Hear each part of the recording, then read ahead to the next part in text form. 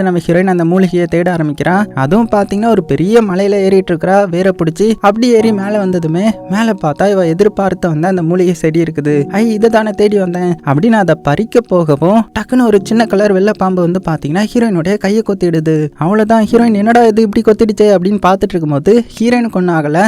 பதிலுக்கு அந்த வெள்ளை பாம்பு பாத்தீங்கன்னா அப்படியே மயக்கமாயிடுது. இதுக்கு தான் தேவையில்லாம என்ன கொத்தக்கூடாது அப்படின்னு ஹீரோயின் சந்தோஷமா அந்த மூலிகை எல்லாம் படிச்சிட்டு இருக்கும்போது டக்குன்னு பாத்தீங்கன்னா அந்த இடத்துல பயங்கரமான காத்து அடிக்க ஆரம்பிக்குது. என்னன்னே தெரியல ஹீரோயினுக்கு. அந்த காத்தே பாத்தீங்கன்னா நம்ம ஹீரோயினை தூக்கி எறிஞ்சிருது. அதனால மலை மேல இருந்து அப்படியே பொத்துன்னு தண்ணிக்குள்ளேயே விழுந்துடுறா. அப்ப அந்த தண்ணிக்குள்ள பார்த்தா ஒரு மிகப்பெரிய வெள்ளப்பாம்பு அப்படியே நம்ம ஹீரோயினை சுத்தி சுத்தி வருது. இப்ப கட் பண்ண அடுத்தது நம்ம ஹீரோயின் ஒரு போட்ல இருந்து கண் முழிக்கிறா. அதாவது ஒரு மரப்பலகை மாதிரி இருக்குது. அதுல இருந்து கண் முழிச்சதுமே முன்னாடி பார்த்தா ஒருத்தன் நின்று அப்படியே புல்லாங்குழல் வாசித்துட்டு இருக்கிறான். சோ இவன் தான் அந்த கதையோட ஹீரோ. சோ அவனை பார்த்து யார் நீ, நான் எப்படிங்க வந்தேன், அம்மா நம்ம எங்க போயிட்டு இருக்கிறோம் அப்படின்னு கேட்கும் போது